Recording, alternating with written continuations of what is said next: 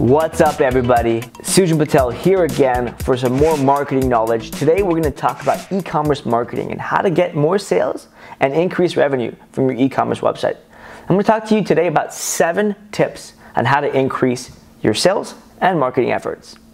First is to build an email list. It sounds pretty basic, but you'd be surprised how many people don't do it. So simple. Start building an email list. Start collecting emails. Opt your customers that buy from your e-commerce store into your email address. You have to make sure that you add the checkbox at checkout so that people actually opt in. You can't just subscribe them, but it's an easy way to turn your customers into your email list so you can keep in communication and sell them, give them discounts, whatever later. Now, number 2 is to ask your customers for help. Ask your customers for reviews. Ask your customers for testimonials. Ask your customers to share your product. To share their experience with your product. It's not that hard. And there's going to be a fraction of people that do. And you think that fraction is small? No. If you simply ask, saying, would you mind giving us a testimonial, a review, sharing it in a plain text email a few days, a few weeks after their purchase, you'd be surprised how many people do it. I found it ranges from 10% all the way up to 25% by simply asking them. And you can automate this via any of your e-commerce tools. It's really, really simple. Number 3 is an exit intent. When someone is attempting to leave your website, especially if they're on a product page, you can get them back. And you're not going to get everybody back, but you can get a fraction of those people back by offering a small discount. I found 10% works the best.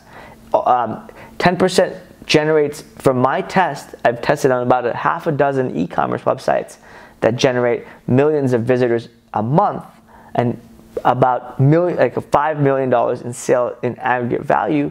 And I found that 10% simply works the best. Why?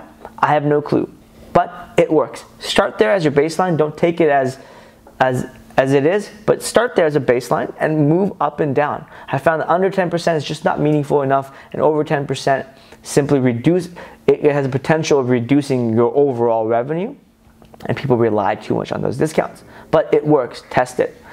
Number 4, and this is a no-brainer, but people overcomplicate this, and no one does this. Practically no one does this, is using better pictures of your product, better product imagery.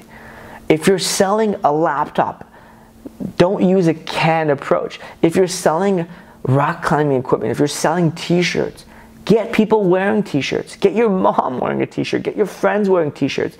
It's not that complicated. Wear a t-shirt yourself. It's not that hard to take professional looking pictures that are unique, that are better than the stock photos the manufacturer or whatever distribution partner gives you. You can do it for a few $100 and your iPhone or your mobile phone. Camera phones these days are amazing. All you have to do is get a decent stand and add some depth to the videos and some lighting. Now, if some basic principles on photography is add some depth. So take it in your backyard and add some greenery in the back, right? So you take a picture where you're facing the backyard from your house or whatever you live in. That way you have some natural light. Take it during the day, so you have some natural light focusing on you. On your iPhone, get a stand and focus in on the person up front, and it'll naturally kind of blur out the background, and it'll look semi-professional. And that alone can kind of differentiate you and your competitors and the million other people selling probably similar products. So it's very, very simple.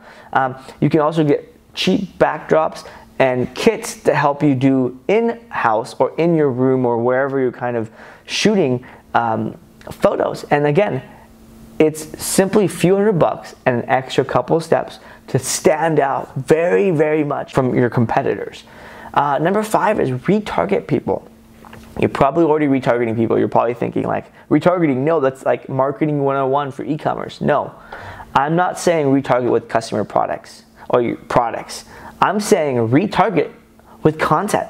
So instead of retargeting with buy my software, buy my products, retarget with value add content. Retarget with your best guides, your best blog posts. Get people to review your content and essentially increase the trust with your brand. Then you can retarget with your content, with your sales. So definitely give that a try, because building more value is going to help you get long-term growth. And you got to think, as an e-commerce owner, beyond the transaction, beyond the day's growth, the days or months revenue. You have to think long-term, and content marketing can help you increase that long-term ROI. Now, you can always follow up once you get their email address if you download a guide with sales email. So you still have their email to follow up at a later time. The next thing is tip number 6 is live chat. Live chat definitely helps increase your conversion rate. When people are on the product page or in the checkout process, anytime in that flow, that's when you want to prompt up live chat. Now, don't just prompt it up immediately. Wait somewhere between 10 seconds and 30 seconds and prompt it up there. This is what you're gonna get people that are probably a little concerned or confused, or when they're at this kind of like, I don't know if I should buy from you stage. Bam, prompt it up and prompt live chat and show that you're here to help. In fact, I've seen conversions just increase by prompting live chat, not actually even engaging in live chat, because it shows that you're a human freaking being. It adds trust, and it actually kind of gets their attention again because something changes on the website. So definitely give that a try. Now, the last tip I want to leave you with is swag. Everybody loves swag. Make your swag sexy. You can do stickers, t-shirts, water bottles. Think about what your potential customer uses. If you're selling outdoors gear, water bottles is awesome, because guess what? People go to their camping trips, they go on hikes, they're gonna use your water bottles. Make it super simple and sleek instead of your branding and like all your taglines. Make it super simple and make sure people want to use it. High quality shirts really work well. Also, if you're selling like gym equipment, make it so people can use your swag at the gym. And guess what's gonna happen?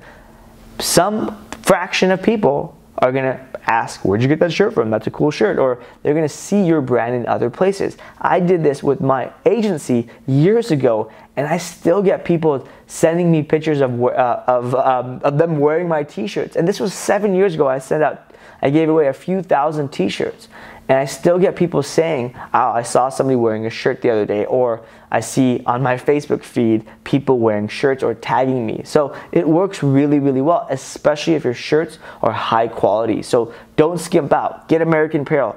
If you can't afford American Apparel, Canvas as well as Next Level are great alternatives. They're at a fraction of the price, and you can use sites like Cafe Press or Custom Ink to get them in low quantity amounts. And if you want to automate this, when anyone buys your products, you want to send them a shirt, use tools or services like Printfection or Startup Threads to automate sending them a gift. So you can send them some swag a day later, or along with your physical product if you're selling a physical product. Well, that's it, guys. Thanks for tuning in, and stay tuned and subscribe for more marketing, content marketing, and growth-related videos. And if you have any feedback, leave a comment below. Did I say something you disagree with? Did I say something you love? Is something I said working for you? I want to know from you.